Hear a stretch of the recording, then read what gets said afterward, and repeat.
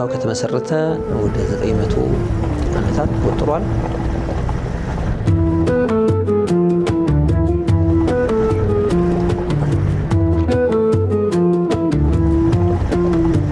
የሾንኬን ኮረብታ አላህ በተፈጥሮው ለየት አድርጎ ነው የፈጠራት። የግመል ሻኛ ትመስላለች ተሩቅ ብታያት።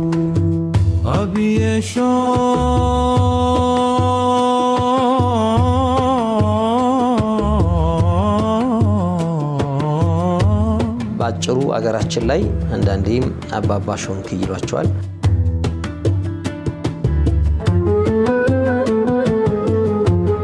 እኔ አልቻልኩም እንግዲህ ይሄ ነው እንግዲህ የኛው ጉልበት። መርሃባ መርሃባ። ሾንኬ እዚሁ ነው የተወለድኩኝ፣ እዚሁ ነው ያደግኩኝ፣ አሁንም እዚሁ ነው።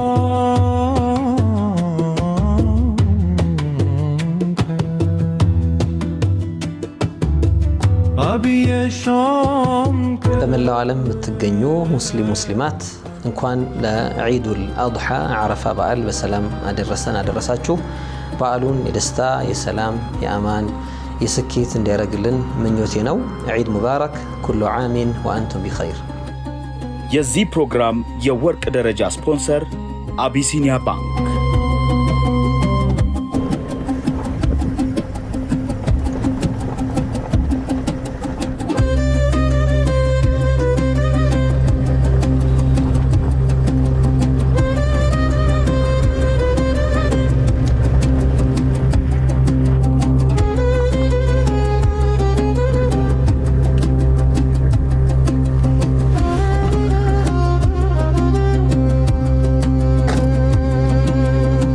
ዛሬ የምንገኘው ከመዲናችን አዲስ አበባ 325 ኪሎ ሜትር ከከሚሴ ደግሞ 25 ኪሎ ሜትርን አቋርጠን የአርጎባ ማህበረሰብ ጥንታዊ መኖሪያ የሆነችው በሾንኬ መንደር ነው። ሾንኬ መንደር የ900 ዓመታት ታሪክ እንዳላት ይነገርላታል። እኛም ዛሬ እዚህ በቦታው ተገኝተን የሾንኬን ታሪክና የኪነ ህንፃ ታሪካቸውን እንዳሳለን። አብራችሁኝ ሁኑ።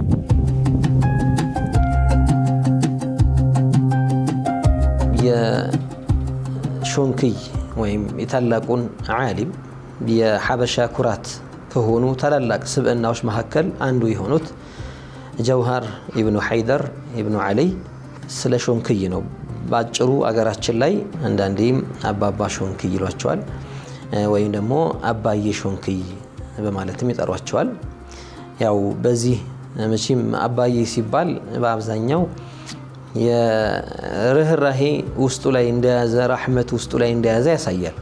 ያኒ ሰው አባዬ ብሎ የሚጠራው ሰው ልክ እንደ አባት የሚቆጥረውን እንደ አባት የሚያዝንለትን እንደ አባት የሚራራለትን ሰው ነው በአብዛኛው አባዬ የሚለውና እኚህ ትልቅ ሰው የእዝነትና የረህመት መገለጫ ነበሩ። በተለይ ሊዒባዲላሂ ሷሊሒን አላህ ባሪያዎች ለአላህ ወዳጆች የሚያዝኑ ሊልሙእሚኒን ወልሙእሚናት ያኒ ለኸልቁ ለፍጥረታት የሚራሩና የሚያዝኑ ሰው ነበሩ። እንደ መነሻ ሁሉም የአላህ ወልዮች በሚባልበት መልኩ የአላህ ወዳጆች ለፍጥረታት ልዩ የሆነ እዝነትን ያሳያሉ። ይህንም የተወሰደው ከእዝነቱ ነቢይ ከነቢያችን ሙሐመድ ሰለላሁ ዐለይሂ ወሰለም ነው። ትልቆቹን በተለይ አቅደም የሆኑትን ወደ 900 ዓመት 1000 ዓመት ወደ ኋላ መለስ ብለን የምናስታውሳቸውን ትልልቅ የኢስላም ስብዕናዎች እንደነ ኢማም አሕመድ ሪፋዒ ያሉትን ስንመለከት እዝነት ትልቅ መገለጫቸው ነበረ። በጣም በሚገርም መልኩ እዝነታቸው ለሰው ብቻ ሳይሆን ሐታ ለቆሳሰለ ሊልከልቢል አጅረብ ሰውነቱ ላይ ቁስል ወጥቶበት እየተሰቃየ ላለ ውሻ እንኳን ሳይቀር ረሕመተኛ ነበሩ። ይሄ እኮ የአላህ ፍጡር ነው ብለው ማጠቃላይ ለአላህ ፍጥረታት የሚያዝኑ ሰዎች ናቸውና ይሄ ምንጩ ከነቢዩ ነው። ነቢዩ ዓለይሂ ሰላቱ ወሰላም አላህ እንደነገረን ወማ አርሰልናከ ኢላ ረሕመተን ሊልዓለሚን ብለዋቸዋል። ለዓለማት እዝነት አድርጊ ነው የላኩህ አላቸው ነቢዩን። እና አውሊያዎቹም የነቢዩ ወዳጆችም አሁን ሾንክይ ላይ ነንና ሾንክይም እንደዚያው በጣም ረሕመተኛ ነበሩ። አባት ነበሩ። የዓሊም ተምሳሌት ነበሩ። የዝህድና ተምሳሌት ነበሩ።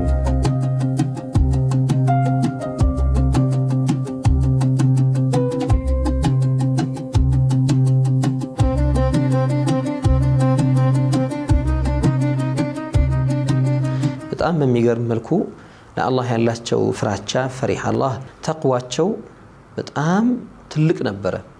ዝህድናቸው ዝህድና ያው አረብኛ ቃል ነው ወደ አማርኛ ስናመጣው ለዚህ ዓለም ቦታ አለመስጠት ወይም ደግሞ ለዚህ ለዓለማዊ ኑሮዎች ለገንዘብ ለቁሳቁስ ቦታ አለመስጠትና ልብን ሙሉ ለሙሉ ወደ አላህ ፍቅር ማዞር ወደ ነብዩ አለይሂ ሰላቱ ወሰለም መሐባህ ማዞር ለዲኑ ታዛዥነት ለአላህ ታዛዥነትን ማሳየት አንዳንድ ዑለሞች ስለ ሾንክይ ዝህድና ሲናገሩ ይላሉ እንደው ዝህድና በሰው የሚመስል ቢሆን ኖሮ ሾንክይን ይመስል ነበር ይላሉ።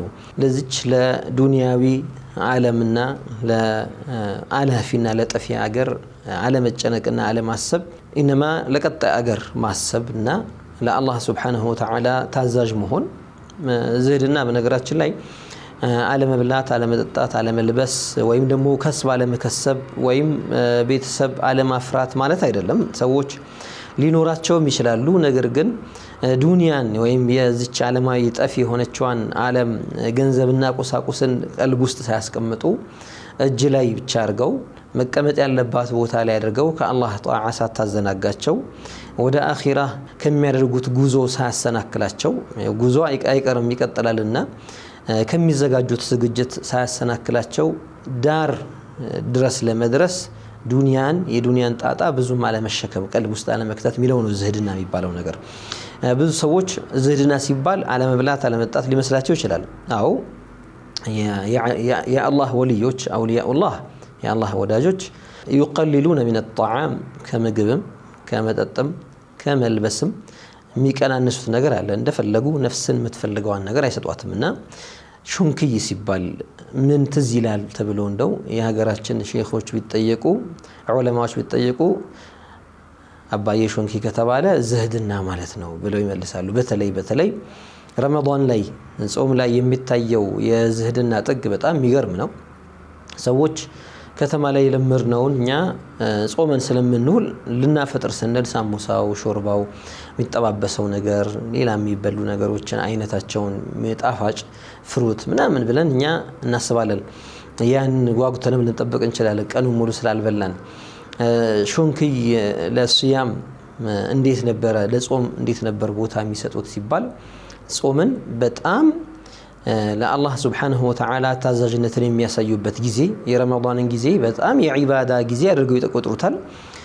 ኢፍጣር ላይ የሚፈጠርበት ምግብ አንድ ፍኝ ሽምብራ ወይም በቆሎ ወይም ስንዴ የተቀቀለ ወይም የተቆላ አንዳንድ ጊዜ እንደውም አንዲት በቆሎን ረመዳን ሙሉውን ጾመውበታል የሚል ነገር ይሰማል። አንዷን መስመር ብቻ እየፈለፈሉ አንዲት በቆሎ አንዷ መስመር ተፈለፈልና የተወሰነችው አለ ፍጡር የተወሰነችው አለ ሱሑር ውሃ እየጠጡባት እንዲህ ያሉ ረመዳን ሙሉ በአንድ በቆሎ የጨረሱበት ጊዜ አለ ተብሎ ይነገራል። በጣም የሚገርም ነው። አንድ በቆሎ ስንል አንድ ኩንታል አይደለም፣ አንዲት ፍሬ በቆሎ አገዳ ማለት ነው። እንግዲህ አንዷን ብቻ አንዷን ፍሬ ወይም አንዷን ሐብ መስመሯን እየፈለፈሉ ያችን እየበሉ ውሃ እየጠጡባት አብዛኛውን ጊዜያቸውን ቁርአንን በመቅራት ዒባዳ ማድረግ በማስተማር ያሳልፉ ነበር። እስከ ቅርብ ጊዜ ድረስ በመሻይኾቹ ዘንድ የታወቀ ነው። ጾም የፈለገ ሰው ሾንክይ ይሄድ ይባላል።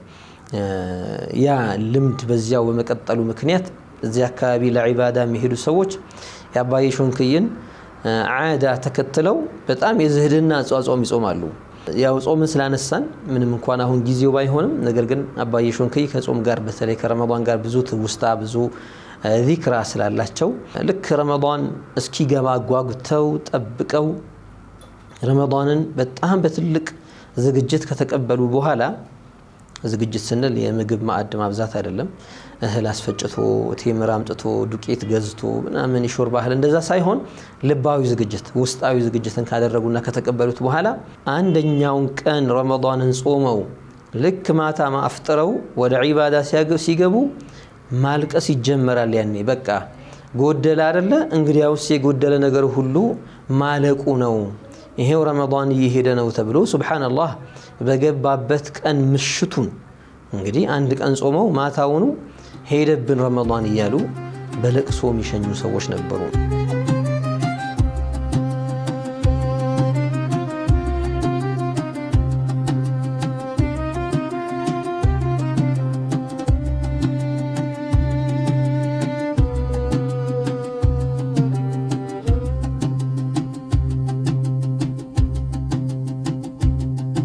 ይህ ትልቅ ሰው ሾንክይ ቀደሰላሁ ሲረሁ የተወለዱበት አካባቢ ከኮምቦልቻ አካባቢ ወደ ግስር የሚባለው ቦታ ሲሆን ከዚያ አካባቢ ላይ ያው እንደ ተለመደው የመሻይኾች ልማድ በዙሪያቸው ካሉ ሰዎች መጀመሪያ ዒልም ይወስዳሉ።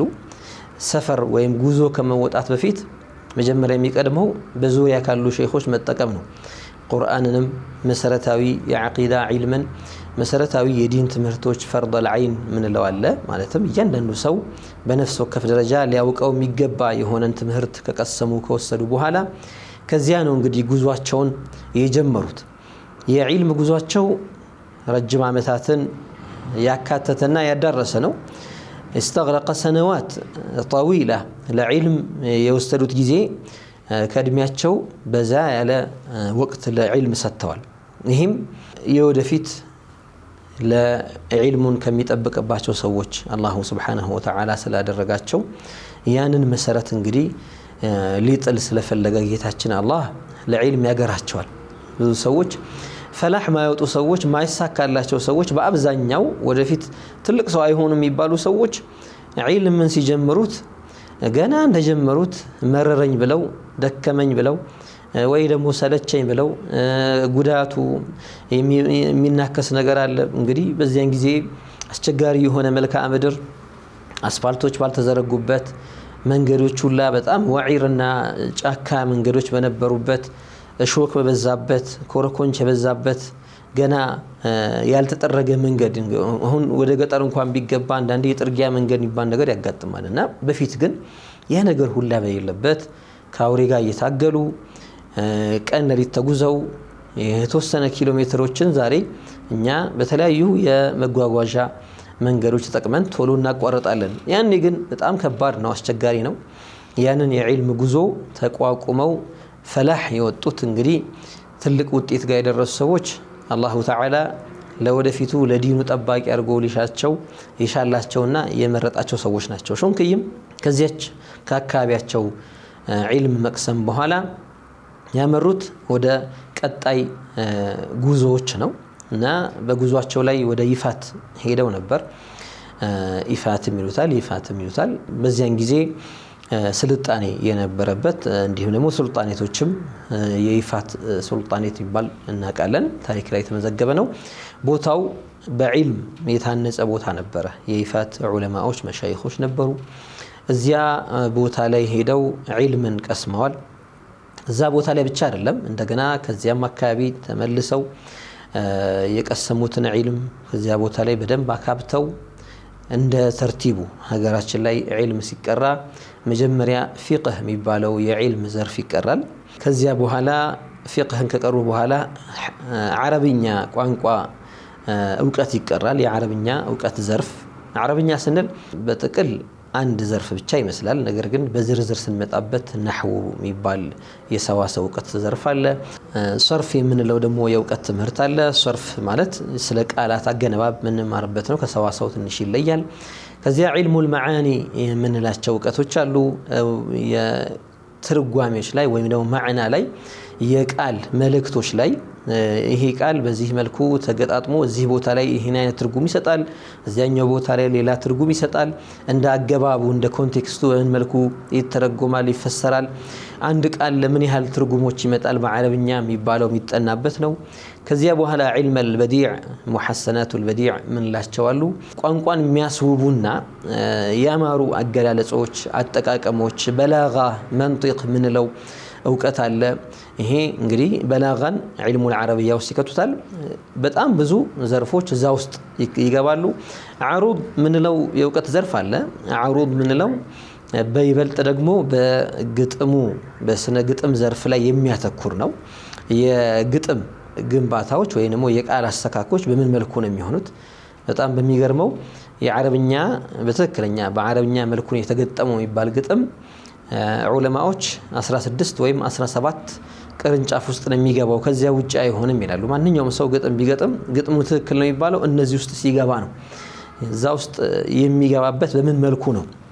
የቃል አደላደር እኛ ፈትሐና ሱኩን ምን ነው ወይ ሐረካና ሱኩን ምን ላቸው አጠቃቀሞች አሉ አንድ ፊደል ለምሳሌ ሀ ሲሆን ግዕዝ ነው ምንለው ሁ ከአብ የተባለ በአማርኛ እንደሚባለው እነዚህ ሐረካት ይባላሉ ህ ሳድስ ጋር ስንርስ ይሄኛው በአረብኛ ሱኩን ይባላልና የሱኩንና የሐረካ አደራደሮችን ያንን ሚዛን ጠብቆ የሚገጠምበት እንደገና ደግሞ እውቀቱ በጣም ሰፊ ነው መቼም ስለ ዘርፉ ደግሞ እናብራራ ካለን ብዙ ጊዜ ይወስድብናል መለስ እንበልና እነዚህን የአረብኛ ዘርፎች ይማራል አንድ ጧሊብ እነሱን ከተማረ በኋላ በአረብኛ ብቁ ሲሆን ወደ ተፍሲር ይሄዳል ተፍሲር ጋር በሚሄድበት ሰዓት ቁርአን ነውና የሚፈስረው ቁርአን እጅግ ጥንቃቄ የሚፈልግ ነገር ስለሆነ በጣም ረቂቅም ስለሆነ በጣም ደቂቅ ስለሆነ ውስጡ ላይ ያሉ ትርጉሞች እንዳይዛቡ በተበላሸ መልኩ እንዳይተረጎሙ መስመር በሚያስት መልኩ እንዳይፈሰሩ ከዚያ በፊት መታወቅ ያለባቸውን የእውቀት ዘርፎች አንድ ሙፈሲር 30 ምናምን የእውቀት ነጥቦችን ማወቅ አለበት ይላሉ ዝም ብሎ መጥቶ ተፍሲር አድርጋለሁ ማለትም አይችልም ለመማር ከሆነ በተማሪነት ሲመጣ አረብኛን በደንብ አውቆ መምጣት አለበት በተለይ النحو والصرف عند تلك عالم ينالو النحو والصرف كلاهما شرط لقارئ الحديث خشية الغلط يعني نحونا صرف حديث لم يقراسو تفسير لم يقراسو ግዴታ መሰረት ነው ይላሉ ቅድመ ሁኔታ ነው መስፈርት ነው መሟላት ያለበት ያንን ካላሟላ ችግር ላይ ይወልቃል ለዚያ ሾንክይም በዚህ ዒልም ጉዟቸው ላይ የአረብኛ ትምህርትም ወስደው ከዚያ በኋላ ወደ ሐዲስና ወደ ተፍሲር ገብተው ከዚያ ደግሞ ማሟያ ምንላቸው ዒልሞች አሉ عند علم العروض የመሳሰሉ እንደ መንጢቅና የመሳሰሉት ዒልሞች ወደዚያ ይኬዳልና በዚያው ተርቲብ በይፋት በኩል ያላቸውን የእውቀት ፍለጋ ዒልም ፍለጋ አጠናቀው እዚያ ካሉ ዑለማዎች ተምረው ተመልሰው ደግሞ ወደ ባቲ አካባቢ ጎጃም የሚባለው ቦታ አለ ጎጃም የሚባለው ጎጃም ክልል ሳይሆን ወይም ደግሞ አማራ ክልል ላይ ያለው ጎንደርና ጎጃም ተብሎ አጎራባች ወይም ደግሞ በአቅራቢያ የሚገኙ ቦታዎች ሳይሆኑ ሌላ ሼክ ጎጃም የሚባሉ የነበሩበት ቦታ ጎጃም ይባላል ያ ወሎ ውስጥ ነው ወደ ባቲ መንገድ ላይ ነው ያለው እዚያም መተው ሾንክይ ዒልምን ቀስመዋል ሌሎችም ቦታዎች አሁን ብንዘረዝራቸው በጣም ብዙ የሆኑ የዒልም ቦታዎች አሉ ያንን እየተማሩ ቆይተው ሁሉንም የእውቀት ዘርፎች አካብተው ከዚያ በኋላ ነው እንግዲህ ከትልቅ ሰዎች በሚሰጣቸው ኢሻራ በአብዛኛው ትልልቆች ምልከታን ይሰጣሉ ሌሎችን ፍሬዎችም ያፈራሉ ተብለው የሚገመቱባቸው ሰዎች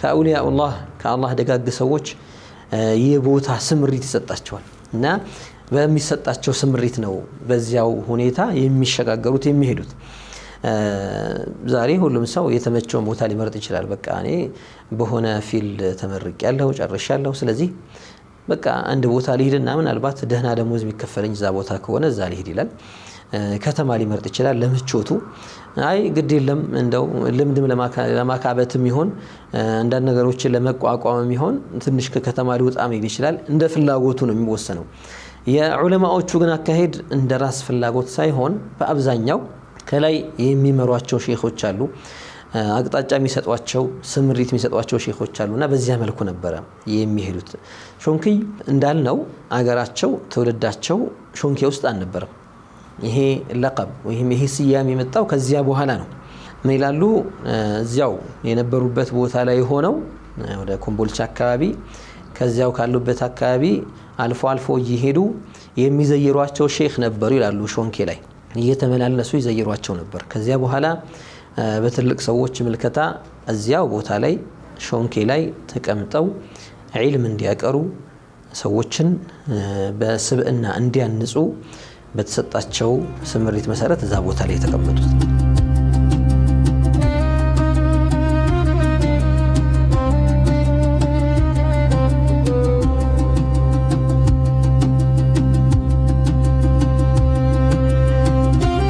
እኔ አልቻልኩም እንግዲህ ይሄው ነው እንግዲህ የኛው ጉልበት መርሐባ መርሐባ አብሽሩ አብሽሩ እንጂ ደርሳችኋል ያለቀን ሰላም አለይኩም እንዴት ነው ማናችሁ ሰላም አናችሁ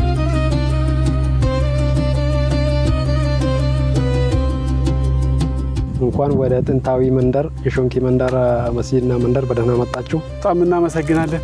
ከዚህ ሲያዩት በጣም ነው የሚያምረው ሾንኬ። ያው እኔ በዚሁ አካባቢ ነዋሪ ነኝ፣ ግን መጥቼ አላውቅም። ከልጅነቴ ጀምሮ ሲወራ ሰማለሁ ስለ ሾንኬ። ይኸው ዛሬ በአካል መተን እንግዲህ እያንዳንዷን ነገር ታስጎበኘናለህ። ችግር የለውም። እንደ ስብዕና ካየናቸው በጣም እጅግ በጣም የሚገርም ስብዕና ላይ ነበሩ። የካበቷቸው እውቀቶችም በጣም ብዙ ነበሩ። ከእውቀቱ ባሻገር ደግሞ እንደ ሃይማኖት ተግባር ምንለው ነገር አለ። ሰው ስላወቀ ብቻ ሳይሆን እውቀትን በተግባር ሲተገብረው ነውና ወደ ትግበራ እንዲመጣ እስልምና ላይ ወይም በዲን ኢስላም ኢማንና ኢህሳን የምንላቸው ነገሮች አሉ። የኢህሳን የምንለው ሶስተኛው ደረጃ የሚመጣው ከኢስላምና ከኢማን በኋላ ነው። ሰውየው ሙስሊም ይሆናል፣ ሙእሚን ይሆናል። ሙስሊምና ሙእሚን ስንል በውስጥ የሚተገበሩ ወይም የልብ ስራዎችና በተግባር ደግሞ የምናሳያቸው በአላህ ማመን፣ በነቢዩ ማመን አለይሂ ሰላቱ ወሰላም፣ አላህ ባወረዳቸው መጽሐፍት ማመን፣ በተቀደሱ መጽሐፎች በላካቸው ነቢያቶች ማመን፣ መላኢካዎች እንዳሉ ማመን፣ እንዲሁም ደግሞ ቅያማ እንዳለ ማመን፣ መልካሙም ሸሩም ሁሉም በአላህ ውሳኔ ምድር ላይ አላህ ያልወሰነው ነገር እንደማይሆን ያንን ማመን የውስጥ ስራ ነው። ኢስላም ምንለው ደግሞ በአንደበት መመስከር፣ እንዲሁም ደግሞ ሰላትን መስገድ፣ ጾምን መጾም፣ ዘካትን መስጠት፣ ሐጅ ማድረግ ናቸው። እነዚህ ተግባሮች ናቸው። ኢህሳን ሶስተኛው ደረጃ ምንድነው? ሶስተኛው ደረጃ በስብዕና በጣም ከፍተኛ ደረጃ ላይ መድረስ ነው። ዋና ዋና ነገሮችን ሰው እየሰገደ የሚሰርቅ ሰውም ይኖራል፣ የሚያጭበረብር ሰውም ይኖራል፣ የሚዋሽ ሰውም ይኖራል። ነገር ግን ከነዚህ ጽዩፍ ባህሪያት መጥፎ እኩይ ተግባራት ተላቆ ንጹህ ሰው መሆን የሚባለው ነገር ይሄ ተርቢያ ላይ የሚገኝ ነው። እንዲህ አይነቱ ወደ ኢህሳን ሲመጣ ምናየው ነው። አላህን ሲገዛ ከአነ አላህ የራሁ ወይም ከአነሁ የራ አላህ፣ አላህን እንደሚያይ ሆኖ መገዛት። ፈኢን ለም ተኩን ተራሁ ፈኢነሁ የራክ፣ አንተ ባታየውም እሱ ያይሃልና። ይህንን የመንፈስ ልዕልና የሚያገኙት በሼኾች ነው። ዒልሙን ከሼኾች እንደሚቀስሙት። ወዴት ነው መንገድ አለው? ጠሪቃ እንለዋለን። ሾንክይም አላህ ቀብራቸውን ኑር ያድርገውና አላህ በሳቸው ምንጠቀም በበረካቸው ምንጠቀም ያድርገን። ሾንክይም የጠሪቃ ሼኽም ነበራቸው። ጠሪቀቱል ቃዲርያን የተቀበሉት ሀገራችን ላይ በጣም ትልቅ ዝና ያተረፉት ሼኽ ሙሐመድ ጀማሉዲን አልአኒይ፣ የአናው ሼኽ ጀማሉዲን አልአኒይ የሐበሻ መኩራት ናቸው። ሙኸርጁል አውሊያ ይባላሉ። ሱብሃንአላህ አውሊያዎችን ያወጡና ያፈሩ ትልቅ የአላህ ወልይ ማለት ነው ሼኽ ጀማሉዲን አልአኒይ። እንደው ጀማሉዲን አልአኒይ የሾንክይ ሼኽ ናቸው መባላቸው ይበቃቸዋል። እንደው ሾንክይን ያወቀ ሰው እንደው የሾንክይ ሼኽ መሆናቸው ይበቃቸዋል ይባላል። ከዚያ ባሻገር እንደገና ሐበሻ ላይ በጣም በዒልም ማዕከልነት፣ በተቅዋ ማዕከልነት፣ በተርቢያ ማዕከልነት፣ በእውቀቱ ዘርፍ በሰውን በማነጽ ሰዎችን በማፍራት ትልቁ ነገር ሰውን ማፍራት ነውና ለማህበረሰባችንም ትልቅ ጥቅም የሚሰጠው ሰውን ማፍራት ነውና በሰው ማፍራት ትልቅ ሚና የሚጫወተው ወይም እየተጫወተ ለብዙ ዓመታት የቀጠለው ዳና ነው። ዳና ቦታ ነው፣ የአካባቢ ስም ነው። የዳናው ሼኽ ዳንዩ ልአወል ዳንዩ ሳኒ የማን ተማሪ ናቸው ከተባለ የጀማሉዲን አልአኒይ ደረሳ ናቸው። ስለዚህ ጀማሉዲን አልአኒይ ማለት ሐበሻ ላይ ትልቅ ቦታ ያላቸው ናቸው። ከሳቸው ከጀማሉዲን አልአኒይ ነው ሾንክይ የተቀበሉት። ጠሪቀቱል ቃዲርያ ይባላል። ይሄ ዚክር የምናደርግበት መንገድ ነው። ያንን ከሼኻቸው በጣም ትልቅ ከሆኑ ሼኽ ተቀብለዋል።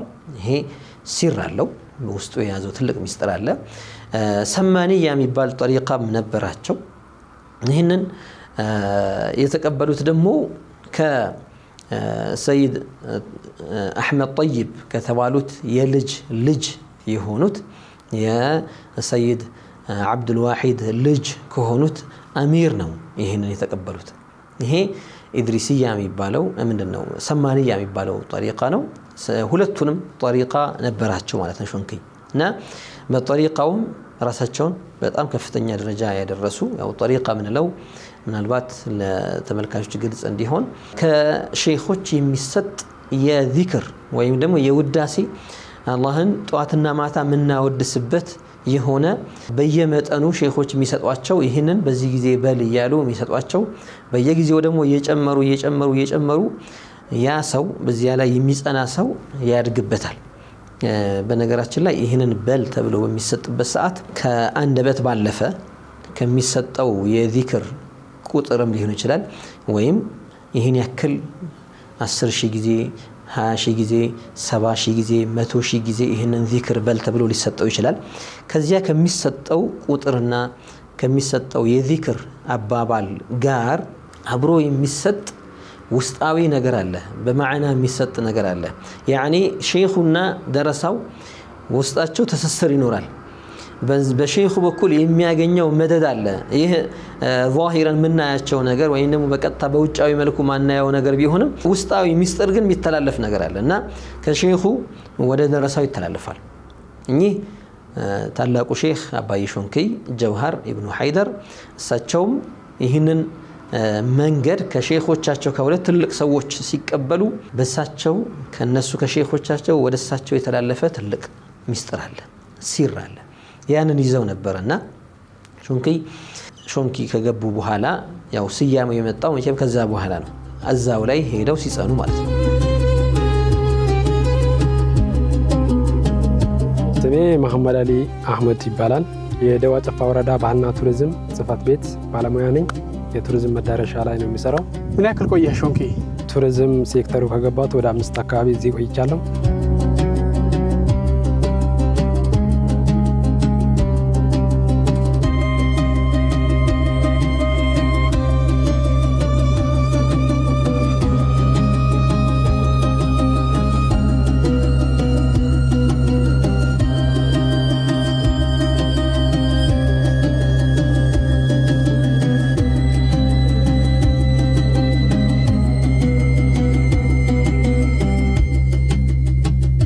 በነገራችን ላይ ሾንኬ በሳቸው አይደለም ሾንኬ የተባለው፣ አሁን ቦታውን ነው የምንጠራው። ከዚያ በፊት የነበረ ቦታ ነው። ምናልባት ቦታው ከተመሰረተ ወደ 900 ዓመታት ከ800 ዓመት በላይ አስቆጥሯል። ያ ቦታ ፈቂህ አህመድ የሚባሉ ሰው ከነበሩበት ካህፍ ወይ ደግሞ እንደ ዋሻ ነገር ከዚህ አካባቢ ላይ መተው ነው መጀመሪያ ጦር ላይ የሚባል አካባቢን መስርተው ያንን ቦታ ካቋቋሙና ያችን ከተማ መንበላት መንደር መንበላት ከመሰረቱ በኋላ ከዚያ በኋላ አሁን ሾንኪ ወደ ተባለው ቦታ መተው ያንን ቦታ የመሰረቱት። ስያሜው የተወሰነ ጊዜ አስቆጥሯል። ያው አንዳንድ ከአገሩ ጋር ከቋንቋው ጋር ትስስር ያላቸው ወይም የዚያው የሀገር ሰዎች የሚጠቅሱት ነገር አላቸው። ሾንኪ ማለት ምን ማለት ነው የሚለው እንደ ዑለማዎች አጠራር የቦታ ስም ነው። ያ ቦታ በዚያ ስም የተሰይሞ ነው ይላሉ። ሌላው ደግሞ ሌላ ታሪክም አለው የስያሜው ይላሉ። ትልቁ ጉዳይ ሾንኪን የበለጠ እንዲጎላ ያ አካባቢ እንዲጎላ ትልቅ ሚና የተጫወቱት ግን አባዬ ሾንኪይ ናቸው። ጀውሃር ኢብኑ ሐይደር ሼኽ ጀውሃር ሐጅ ጀውሃር ይባላሉ እና በጣም ያጅብ በጣም ትልቅ አላህን ፈሪ ሰው በዒልሙ ዘርፍ ደግሞ ማስቀራትና መዘከር ብቻ ሳይሆን ለእውቀቱም ብዙ መጽሐፍትን ለዲኑ እውቀት ብዙ መጽሐፍትን ያበረከቱ ናቸው። ያኔ በዓቂዳ ጉዳይ በተውሂድ በመሰረታዊ የእምነት ጉዳይ ላይ የጻፏቸው መጽሐፎች አሉ። አልጀዋሂሩል ሐይደርያ የታተመ መጽሐፍ ነው። በጣም ትልቅ መልእክት ያለው ትልቅ ይዘት ያለው እስከ ውጭ ሀገር ድረስ ተኪዶ ታትሞ የመጣ መጽሐፍ አላቸው። እንግዲህ ምንም እንኳን በጊዜያቸው በሳቸው ዘመን ባይታተምም በሳቸው ዘመን ይጻፋል። ከዚያ በኋላ ተማሪዎች ነስኽ እያደረጉ ኮፒ እያደረጉ እየጻፉ ይወስዳሉ። እንዲህ እያለ ከዛ በኋላ ግን ታትሟል። ሌሎችም መጽሐፎች ስለ الصلوات الأسمائية አላቸው። በአላህ ስሞች በነቢዩ አለይሂ ሰላቱ ወሰላም እሳቸውን ስሞች እየጠቀሱ ሰላዋት የሚያበዙባቸው ኪታቦች አሏቸው። እንዲሁም ደግሞ ወሲያ ምክሮች የሚያስተላልፉባቸው መጽሐፍቶችንም ታሊፍ አድርገዋል። እነዚህ አበርክቶቻቸው ናቸው።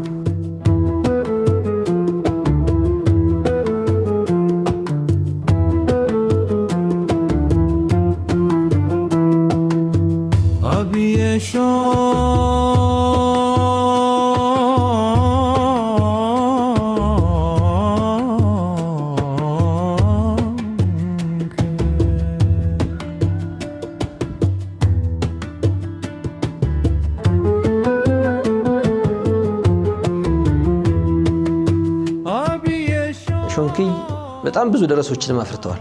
እስካሁን ድረስም የሳቸው ደረሶች የዒልም ማዕከላት ዳውዶ የሚባል ኮምቦልቻ አካባቢ ትንሽ ወጣ ሲባል እዛው ኮምቦልቻ ውስጥ ነው። ትንሽ በቅርብ ርቀት ላይ ከከተማዋ ቅርብ ርቀት ላይ የሚገኝ ቦታ ላይ ዳውዶ ሐሪማ የሚባል እናገኛለን። ይሄ ዳውዶ ሐሪማ የሼክ ዑመር ዳውድ ሐሪማ ነው። ሼክ ዑመር ዳውድ የሾንኪ ደረሳ ነበሩ። ያው እንደ እድሜ ተመጣጣኝ እድሜ ላይ ነበሩ ወይም ተቀራራቢ።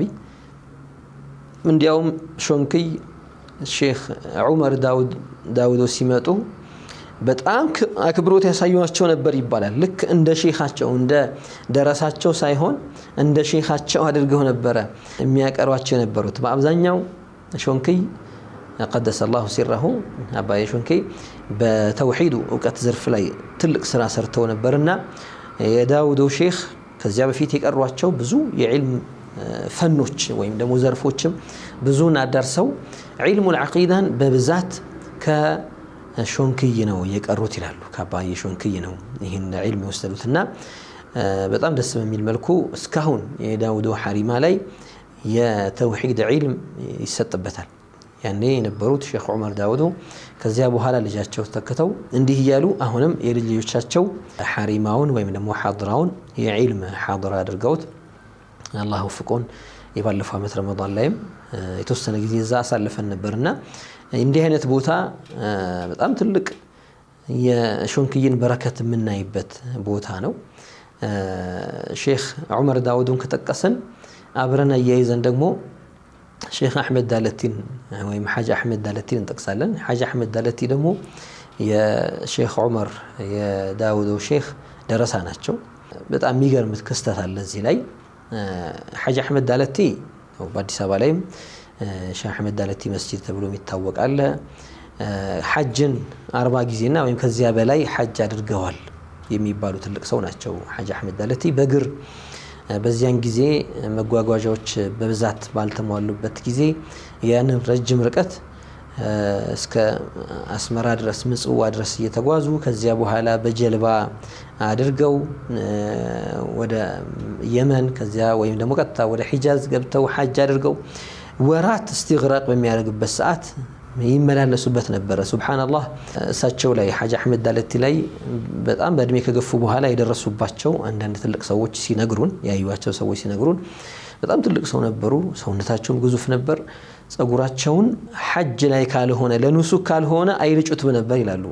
ልክ ነብዩ ሰለላሁ ዐለይሂ ወሰለም ጸጉራቸው ያሳድጉት ነበር። ነብዩ ጸጉራቸውን ማ ሐለቀ ነብዩ ሰለላሁ ዐለይሂ ወሰለም ሸዓረሁ ኢላ ሊኑሱክ ይላሉ። ነብዩ ሐጅ ሲያደርጉ ወይም ዑምራ ሊያደርጉ ሲሄዱ ነው ከዑምራ ማዕዘናት አንዱ ጸጉርን መላጨት ወይም ማሳጠር ስለሆነ ይላጩ የነበረው እና ሐጅ አሕመድ ዳለቲም በየዓመቱ ሐጅ አድርገው ያው ወራት ይፈልጋል። ከተመለሱ በኋላ ቀጣይ ይዘጋጃሉ።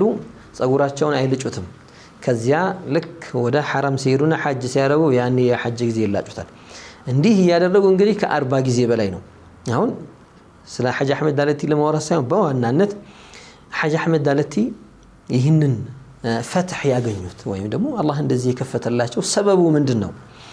መቼም ጌታችን ያለ ሰበብም ይሰራል። እኛን ያለ ሰበብ ይህንን ኒዕማ እንደሰጠን ሁሉ ማለት ነው። ምንም ሰርተን አይደለም። የአይን የእጅ አካል ኒዕማ ጸጋ ሲሰጠን ምንም አድርገን አይደለም። ሌሎችን ደግሞ ሰበብ አድርጎም ደግሞ አላህ ይሰጣል። ያኔ አንዳንዱ ለሌላው ሰበብ ያደርገዋል። እና እኚህ አባዬ ሾንኪ ደረሳቸው ማናቸው?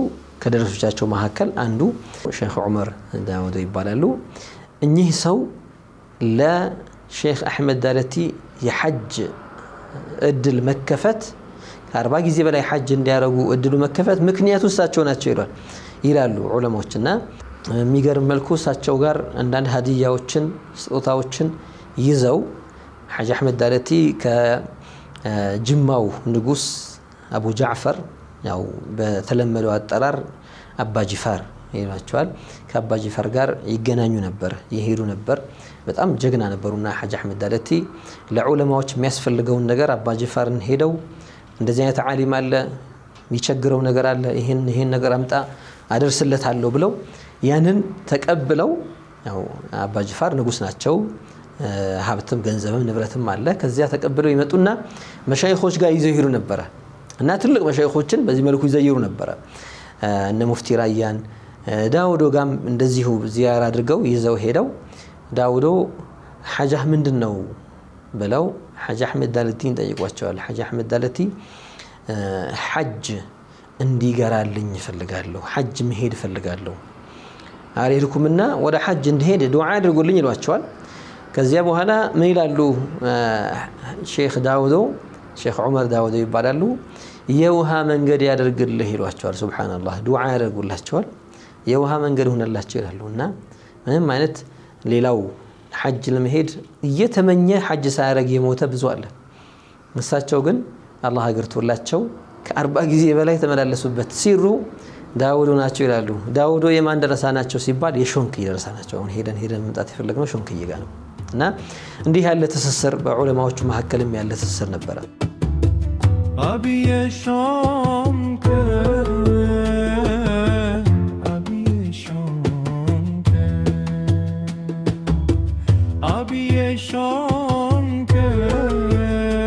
ወደ አንደኛው መስጊድ እየተጠጋን ነው አልደረስንም እንደው እቺ የመስጊድ ናት እቺ ከሶስቱ አንዷ ነው ይሄ ዋናው መስጊድ ላይ ነው የሚገኘው ተቃሎ ወደ ላይ ነው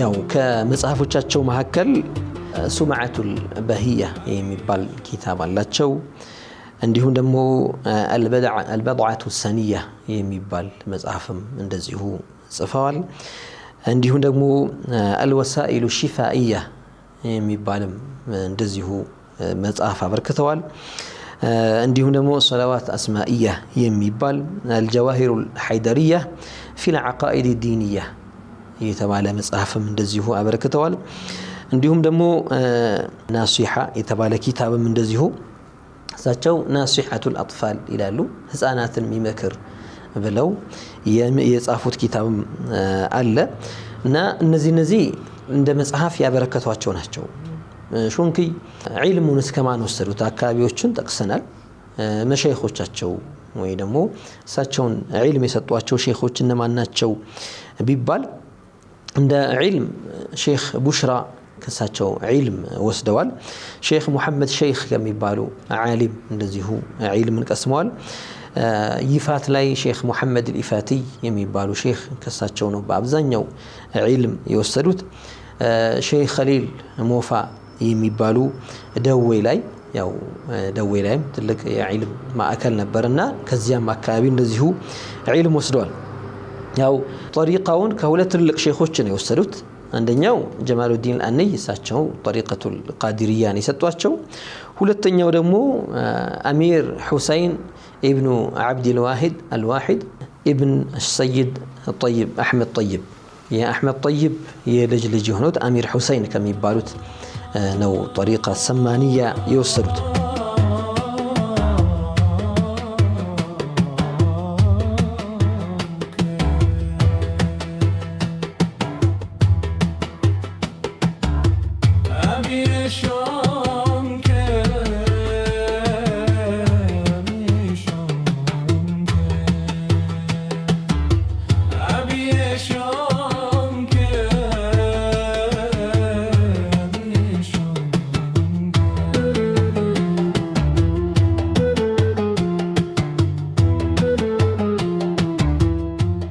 ወደ ትልቁ መስጊድ እየገባን ነው ትልቁ መስጊድ አዎ ጁማዓ እዚህ ነበር አዎ እዚህ ነበሩ እዚህ ነው የሚያሰግዱ ስንተኛው መስጊድ ማለት ነው 3 መስጊድ እንዳለ ነበር ይሄ መጀመሪያው ነው ትልቁ መስጊድ ጁማዓ የሚሰገድበት እዚህ ነው ጁማዓ አዎ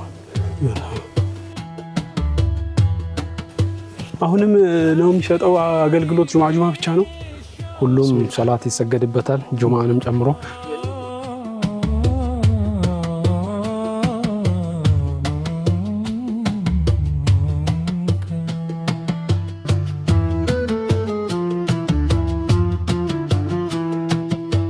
አባዬ ሾንኬ በዒልሙ ዘርፍ ምን ያህል ሰፊ እውቀትና ጥልቅ እውቀት እንደነበራቸው የሚያሳዩባቸው የድርሳኖቻቸው እነዚያ ምስክር ናቸው፣ ህያው ምስክር ናቸው።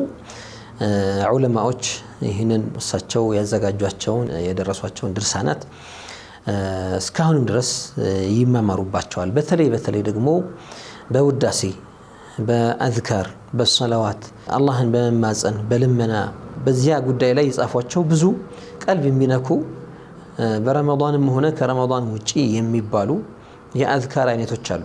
ሾንክይ በጣም ከሚታወቁባቸው ልመናዎቻቸው መካከል በጣም አላህን ፈሪ ስለነበሩ عليك ربنا بحسن الختام يا ربنا بحسن الختام የሚለው የተወሰኑ መድብሎችን በአረብኛ ያዘጋጁበት መግቢያው እና ሚመላለሰው ወይም ደግሞ አዝማች ምንለው የሚደጋገመው ይሄ ቃል ይሆንና መሃል ላይ ደግሞ ልመናዎች አሉበት። عليك ربنا بحسن الختام ማለት ጌታዬ ሆይ መጨረሻችንን አሳምርልን አደራ ማለት ነው። عليك ربنا ማለት ያ አላህ አደራ አለሃለሁ አንተን በምን بحسن الختام يعني መጨረሻዬን እንድታሳምርልኝ የማይሆን አኳኋን ላይ እንዳልወድቅ ሁኔታዬ ካለሁበት ወደ መጥፎ እንዳይቀየርብኝ إنما الأعمال بالخواتيم ይላሉ ነብዩ ሰለላሁ ዐለይሂ ወሰለም። يعني ዑለማዎችም ይጠቅሱታል ስራ በማختሚያ ነው ይላሉ። يعني መጀመሪያ ላይ በታየው ብቻ ሳይሆን ሰውየው ሲጨርሰው ነውና ሾንኪ በጣም ይህንን ጉዳይ ይለምኑ ነበር። በጣም ራሳቸውን ከማስተናነሳቸው የተነሳ ሳጂዑ هذه جوهر الوسيخ ይላሉ። ይህንን መድብር ያዘጋጀው ሰጃዕ ይሉታል። በግጥም በአረብኛ የግጥም ወዝኖችን ባህሮችን ከዚያ ጋር ገጠመም አልገጠመም ሰጃዕ ይባል ነገር አለ። መጨረሻው ብቻ በአንድ አይነት አጨራረስ የሚያልቅ ጽሁፍ። ይህንን ሰጃዕ የጻፈው ይላሉ ራሳቸውን ጀውሃሩል ወሲኹ ማይረባው ምናምንቴው ጀውሃር ነው ይላሉ ራሳቸው እና حق لقوله اللوم والتوبيخ يعرف ذا من هو الرسيخ ይላሉ። يعني ይህችን ትንሽ የጨሞነጭ አጨረው ይህንን ሰጃዕ ይህችን መድብል ያዘጋጀው ጀውሃሩል ወሲኽ ይላሉ። እኔ ጀውሃር የማልረባው ምንም ያልሆንኩት ተራው ጀውሃር ነው ይላሉ ራሳቸውን። ይሄ የትህትናቸው ጥግ ነው። ሱብሃንአላህ ራሳቸውን በጣም ተዋዱዕ ሲያደርጉ ማለት ነው። የትህትና ጥግ ነው ያሳዩበት በዚህ ንግግራቸው እና እኔ ለውም የሚገባኝ እንደመወቀስ የሚገባኝ ብዙ እንከን ያለብኝ ብዙ አይብ ያለብኝ ብዙ ነውር ያለብኝ ሰው ነኝ ይላሉ። ሰው በሚያያቸው ሰዓት ጊዜያቸው አላህን ከመገዛት ከሰላት ከማስተማር ቁርአንን ከመቅራት ዚክር ከማድረግ ውጪ ጊዜ አልነበራቸው። በጣም በሚገርም መልኩ ባለቤታቸው ከሞተችባቸው በኋላ በቃ ሙሉ ለሙሉ እኔ በዒባዳ ጊዜን ልጨርስ ብለው በዚያ መልኩ መሽጉል በነበሩበት እያስተማሩ እየመከሩም ባሉበት ሰዓት በጣም የወዷቸው ሰዎች ሁለት ሰዎች አጭተውላቸው የአንዲት ሴትን ወልይ ያነጋግረው እሷን ፍቃደኛ መሆኗን አረጋግጠው መጡና አባባሏቸው። መርሐባ ምን ፈልጋችሁ ነው ሲሏቸው ሓጃ አለን አሏቸው። ጉዳይ አለን። ቆሙ በቃ ተቀመጡና ጉዳያችሁን ንገሩን ጨርስላችኋለሁ አሏቸው። አይ ነገሩ ከባድ ነው ተቀመጡ ያላችሁትን ነገር ሸሪዓው ይፍቀደው እንጂ ክልክል አያድርገው እንጂ እኔ አደርግላችኋለሁ አላቸው። ከዚያ ጉዳዩ እርሶ ባለቤቶት ከሞቱ በኋላ ረጅም ጊዜ ብቻዎት ነዎት። ስለዚህ አላህን ምትፈራ ከጥሩ ቤተሰብ የሆነች ሴትን እንድታገቡ እንፈልጋለን አጭተንሎታል እኛ ጠይቀናል ፍቃደኛ ነች እሷ እና እባክዎ እሺ በሉ ይሏቸዋል። ሾንክይ እባካችሁ ተውኝ ይላሉ። እኔ አሁን ያለሁበት ለአላህ ሱብሓነሁ ወተዓላ ዒባዳ እንኳን ማድረግበት ጊዜ የጠበበኝ ብዙ መስራት እየፈለኩኝ ጊዜ ጭንቅንቅ ያለብኝ ሐል ላይ ነኝ ያለሁት። ለአላህ ነው መግባት እንፈልገውና ከዚህ ነገር እዚህ ነገር ውስጥ መግባት አልፈልግም። እኔ አይቤ ብዙ ነው። እኔ የትዳርን ሐቅ ልወጣ አልችልም። እሷን አምጥቼ ደግሞ እንደገና ደግሞ ቀልቧን መሰብር እንዳልሆን ሚስት ነችና ሐቅ አላትና ሐቋን ካልጠበቅኩ ደግሞ ታዝንብኛለችና አልፈልግም ይላሉ። እነዚያ ትልቅ ሰዎች ናቸው። ሾንክይን ትንሽ ጫን ይሏቸዋል። እንዴ አባባ የነብዩ አለይሂ ሰላቱ ወሰላም ሱና አይደለም ወይ? ረሱል አለይሂ ሰላቱ ወሰላም እኮ አግብተዋል። ቢያገቡም ደግሞ እርሶ ቢያገቡ ሚስቲቱ የጠየቀናት ሴት አላህ የምትፈራ ሴት ነች። ብዙ ነገር የምታስጨንቅም ሴት አይደለችም።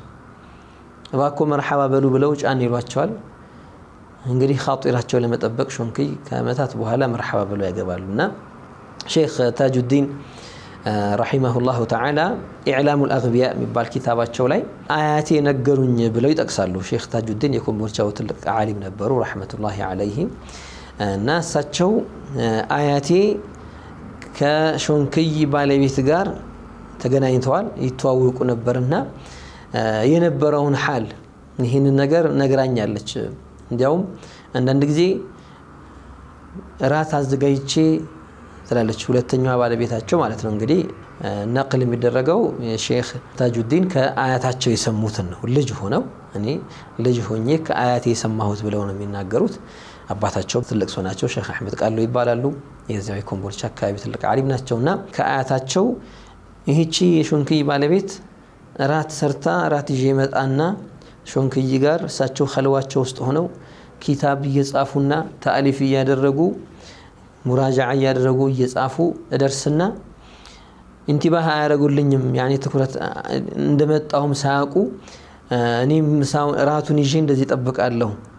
ከዚያ በኋላ አህት ሲያደርጉኝ ድንግጥ ይሉና ያ አላህ ኢና ሊላሂ ወኢና ኢለይሂ ራጂዑን ብዙ አስቆምኩሽ አላየሁሽም እኮ ልብ አላልኩም እኮ እኔ እኮ አሁን ዒልም ላይ ሆኜ ነው መሽጉል ሆኜ ነውና አፉ በይኝ ይሉኛል። ሱብሃንአላህ። ይሄ እንግዲህ ራታቸውንም እስከሚረሱ ድረስ ያቺ የሚወስዷትን እንኳን ምናልባትም ትልቆቹ በቀን እንደኛ 3 ይበሉ አይደለም ወይም ከ3 በላይ ዛሬ ሰው ምሳ በልቶ መክሰስ ይላል፣ ቁርስ በልቶ ትንሽ ሻይ ሰዓት ላይ ብሎ ደግሞ ይሁን ነገር ልጠጣ ይሁን ነገር ብስኩት ልብላ ይላልና ያኔ እሳቸው ከበሉ ወይ አንድ ጊዜ ወይ ሁለት ጊዜ ይበሉት እንደ ትልቆቹ ዓዳ። ያቺንም ራሷ እንደው አስበዋት ስራዬ ብለው ጠብቀው የታለ አልቀረበም ወይ ብለው ሳይሆን ይዛ እንኳን መታ ሱብሃንአላህ ባለቤታቸው ይረሱታል። መብላት አለ መብላታቸውንም ከነጨራሹ ትኩረታቸው ዒልሙ ላይ ነበርና ሾንክይ በጣም የተዋዱዕ ተምሳሌት ነበሩ እና አለይከ ረበና ቢሑስኒል ኺታሚ እያሉ አላህን የሚማጸኑባቸው ብዙ ቤቶች አሏቸው።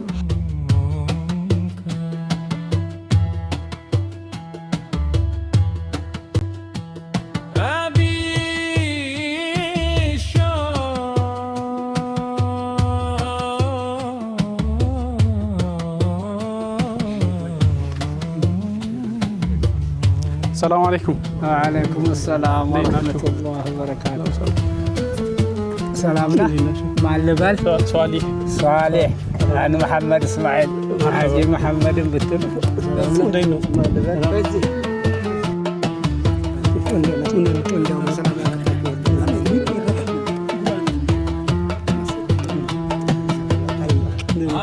سلامنا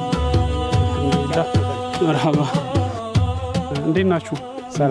ሰላም ነው። የሼኾቻችን እስትግፋርም ይባላል። ተክቢራም እንግዲህ የዓረፋ ወራት ዙልሕጃ ትላንትም ይሁን ዛሬ ይበቅላል።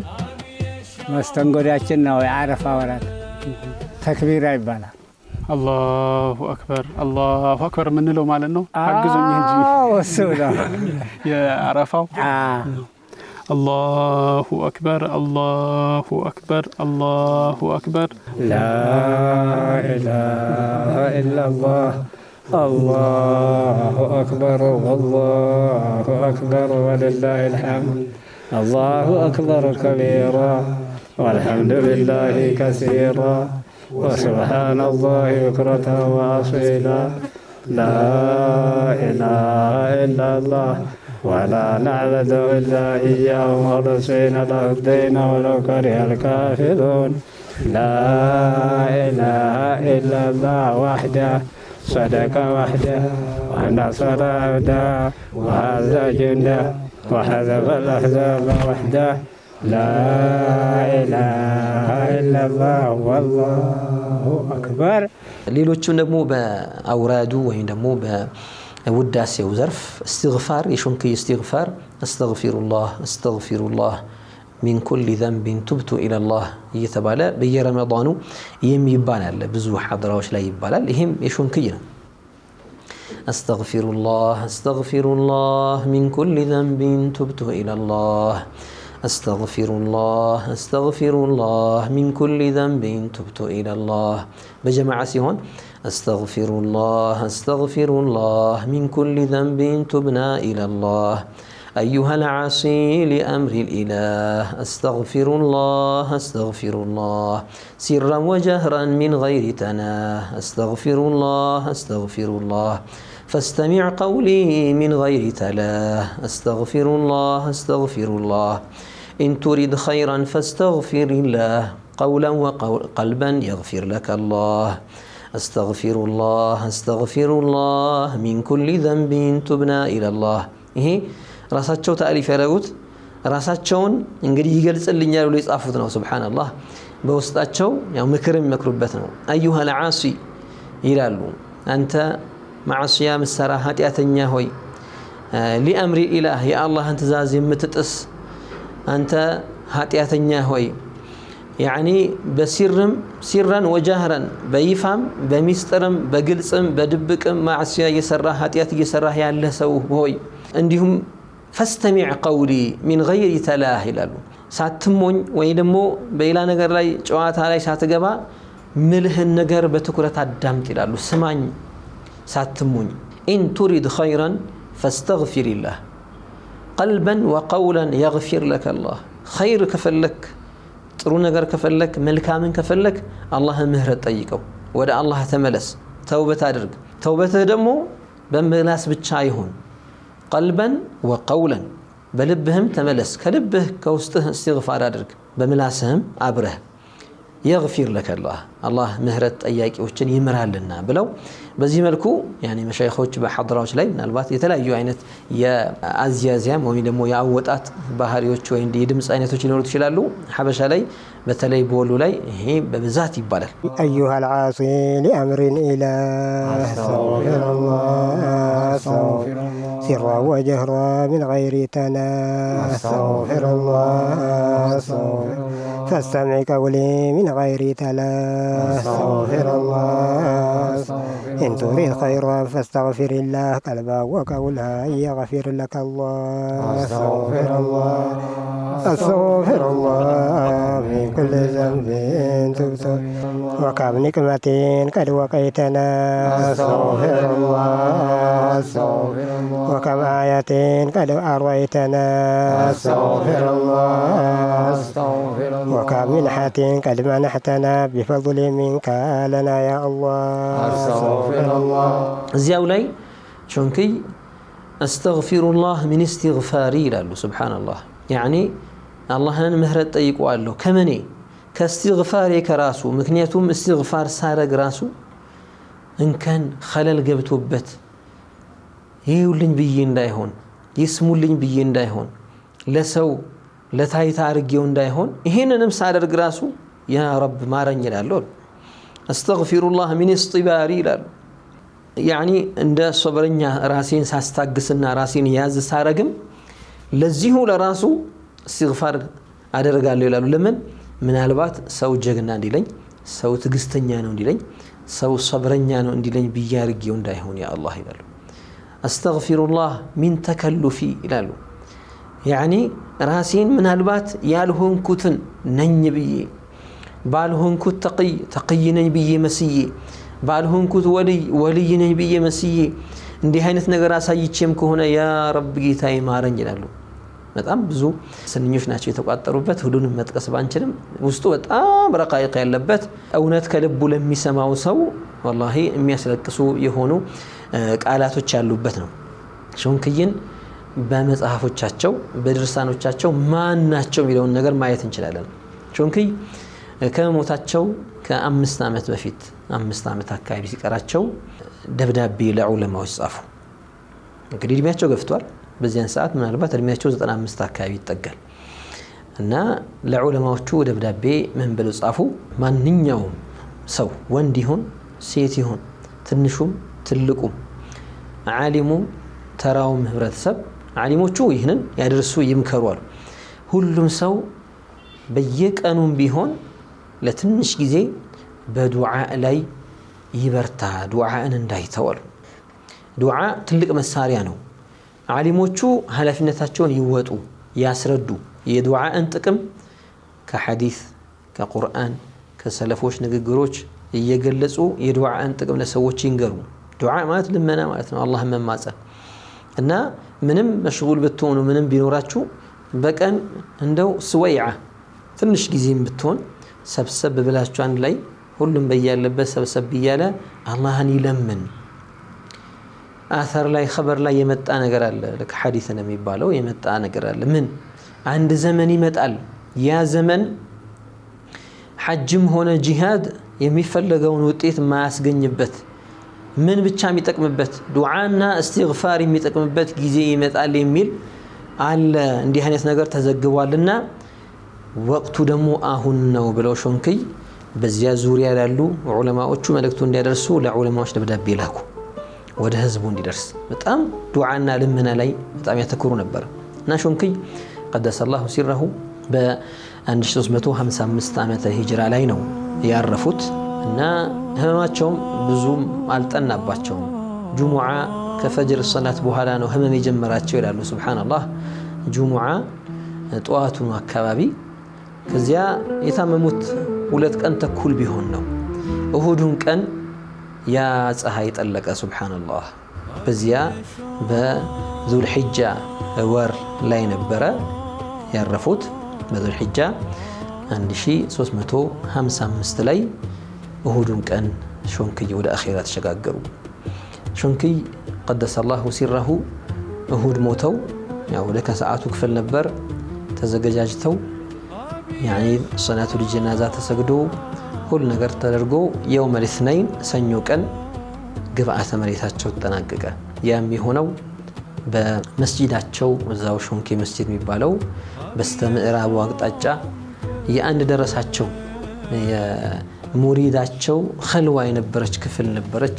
እዚያው ቦታ ተኸደሙ፣ እዚያው ቦታ ሾንኬ ተቀበሩ ማለት ነው።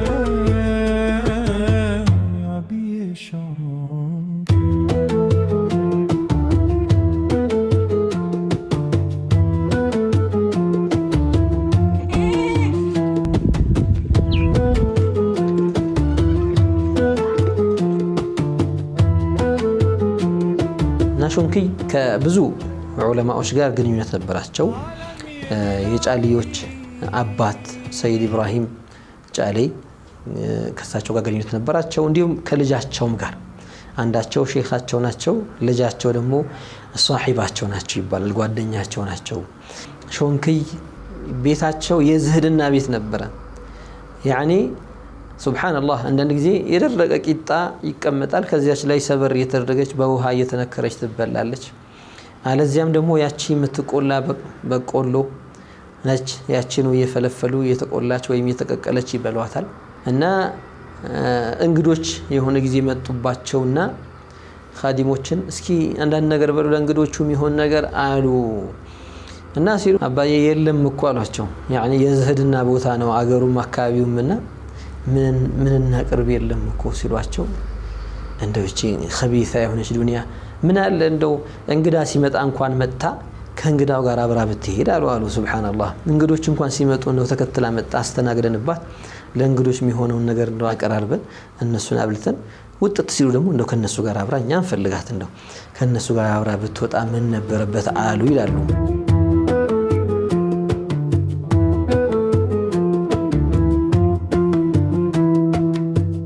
አባቴ አያቴ ቅማቴ ሀገር ነው እዚሁ ተወልጄ እዚሁ ያደግኩ ሰው ነኝ እና እድሜ አሁን 85 እያለፈ ነው። አልহামዱሊላህ አላህ ይሄን ያህል እድሜ ሰጥቶኝ ስላገለገልኩኝ አሁንም እድሜ ይጨምረኝ ባለኝ አቅም ይሄን ሀገር ማልማትና ማሳደግ ለሊላህ ለአላህ ብዬ ሀሳብ ነበረኝ። የጣሊያን መሳሪያ መራጃ የመዶሻ ምናምኑ የለም፣ በማረሻ ነው ቆርቆሮው ያበጁት ይሉናል።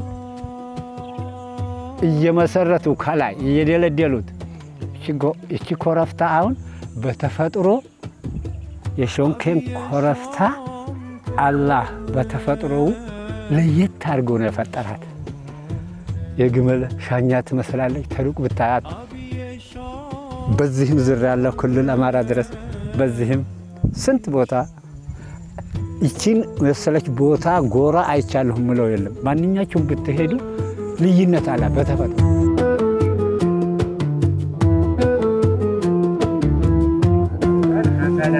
وإن تتولوا كانت تجري من تحتها الأنهار والله على كل شيء شهيد.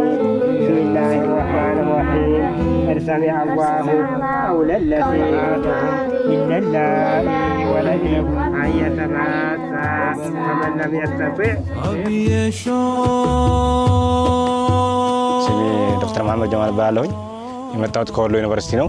እንደምታውቁት ባለፈው ጥቅምት ጀምሮ ወሎ ዩኒቨርሲቲ የሪሰርች ቡድን አቋቁሞ ባለ 12 አባላት ያለው የሪሰርች ቡድን አቋቁሞ በዓለም ቅርስነት ለማስመዝገብ እየሰራን ነው የምንገኘው።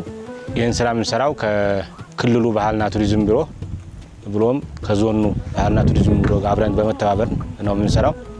አሁን የመጣ ነው 10 የጥናት አባላት መጥተዋል። ከተለያየ ዲሲፕሊን የተዋቀሩ ናቸው። ስለዚህ አሁን ዳታ ሰፋ ያለ ዳታ ወስደን እዚህ ወደ 3 ቀን 4 ቀን እናሳልፋለን ጊዜያችንን ለዩኔስኮ ማስመዝገብ የሚያስችለን ዳታ ከዛም በዘለለ የአካባቢውን የቱሪዝም ፖቴንሻል ወይም የቱሪዝም አቅም አጥንተን ለመር ነው የመጣ ነው።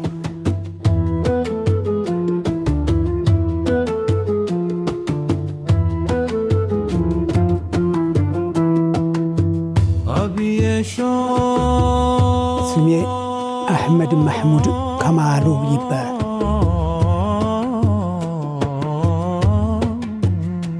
ኃላፊነቴ ሽማግሌ ባህል ቱሪዝም እንግዳ ተቀባይ ነው።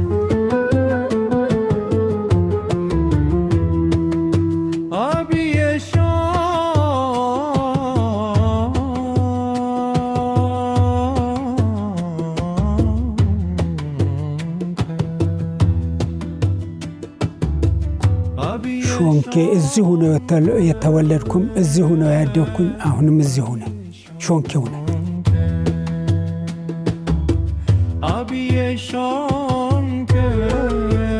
በሬ ያለው መሬት የታለው ትንሽ ትንሽ ያርሳል። አለያ ደግሞ ዶማ ምንላት አለ ጥግ ላይ እየሄዱ እህል ይዘራሉ። በዚች ነው የምንተዳድረው። ከብቶች ደግሞ ይኸው ያሉ ከብቶች እንደዚህ ትንሽ ትንሽ ያለው ከብትም ይነዳል፣ ፍየልም ደግሞ ያረባል። በእንደዚህ ነው ኖሮችን። ቡናም ደግሞ አለ። በዚህ ነው የምንተዳደረው። በዓል አረፋ እንግዲህ አዱሕያ እንላለን። እንደዛ ይታረዳል አይደለም። 7 እየሆን አንድ በሬ እንገዛለን፣ አንድ ላም እንገዛለን። ፍየል ተሆነ ለአንድ ሰው ብቻ ነው። በግ ተሆነ ለአንድ ቤት ብቻ ነው አዱሕያ የሚታረደው። ላሞች በሮች እንደሆኑ ደግሞ ለ7 ሰው ይደረጋሉ። ተ3 ይቆርጥና አንዷን ወደ ምስኪን ይሄድ ለሷቸው ይታደላል። 2ቱን እጅ ለቤተሰቡ ይዶላል። ሾንክይ ሐጅም አድርገዋል። በጣም በሚገርም መልኩ ሐጅ አድርገው ወደ መዲነቱል ሙነወራ ሄደው ሱብሃንአላህ መዲና ከተማ ውስጥ ረሱል ዓለይሂ ሰላቱ ወሰላም የአላህ ነቢይ የኖሩባት የረገጧት ቦታ ነችና እዚህ ውስጥ አልጸዳዳም ብለው ሱብሃንአላህ ከመዲና ወጥተው ነበረ ከከተማዋ ወጥተው ተጸዳድተው የሚመጡት ይላሉ። ሱብሃንአላህ ለመዲና ካላቸው ክብር የተነሳ መዲናን ያኒ በነቢይና ሙሐመድ ሰለላሁ ዐለይሂ ወሰለም የተከበረች ቦታ ስለሆነችና እንዲህ ያሉ ትልቅ ሰው ነበሩ። ሾንክይ ሰው መካሪ ነበሩ። ወዓዛቸው በጣም ይታወቃል። የምክር ልሳኖቻቸው አሉ። ሰዎችን የበለጠ ረሕመት እንዲኖራቸው፣ እንዲተዛዘኑ፣ አላህን እንዲፈሩ፣ በደል እንዲተዉ፣ አኺራን እንዲያስታውሱ በዚህ መልኩ ነበረ ወደ 100 ዓመት የሚጠጋ እንግዲህ የተወለዱት እንደ ፈረንጆቹ ወደ 1837 ወይም በአገራችን አቆጣጠር ወደዚህ አካባቢ ነበር የተወለዱት። ያው እንደ ሂጅራው ካየነው 1255 አካባቢ ነው። ወደ 100 ዓመት አካባቢ ኖረው ነው ወደ አኺራ የተሸጋገሩት።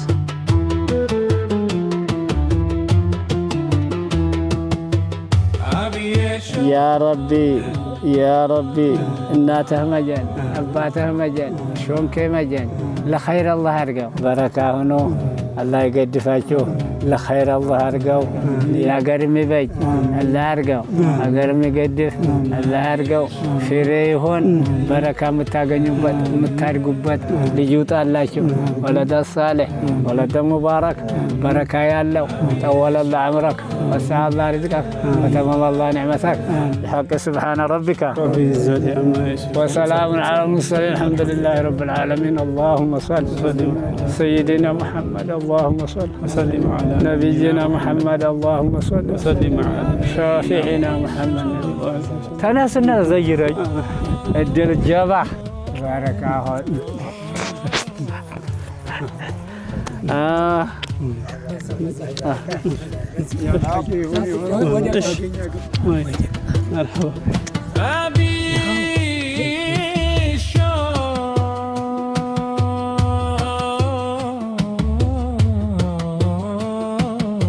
ኢንሻአላህ ختማችንን አላህን በመማጸን ትልቁ ሰው ሾንክይን ነው ያነሳነውና እሳቸው በጣም የተማጽኖ ሰው ነበሩ አላህን የሚለምኑ አላህን የሚዋደቁ ሰው ነበሩና ያ አርሐመር ራሒሚን በሚለው ኢንሻአላህ እናختማለን يا أرحم الراحمين يا أرحم الراحمين يا أرحم الراحمين ارحمنا والمسلمين يا أرحم الراحمين يا أرحم الراحمين يا أرحم الراحمين ارحمنا والمسلمين بأسمائك الحسنى سلمنا من العناء في ديننا والدنا واختم لنا باليقين يا أرحم الراحمين يا أرحم الراحمين يا أرحم الراحمين ارحمنا والمسلمين يا ربنا إننا ظلمنا أنفسنا وإن لم تغفر لنا كنا من الخاسرين يا أرحم الراحمين يا أرحم الراحمين يا أرحم الراحمين ارحمنا والمسلمين فإن لم تغفر لنا فمن يغفر لنا أو لم ترحمنا من يرحم المذنبين يا أرحم الراحمين يا أرحم الراحمين يا أرحم الراحمين ارحمنا والمسلمين بحق سبحان ربك رب العزة عما يصفون وسلام على المرسلين والحمد لله رب العالمين اللهم صل وسلم على سيدنا محمد اللهم صل وسلم على نبينا محمد اللهم صل وسلم على شفيعنا محمد صلى الله عليه وسلم تسليما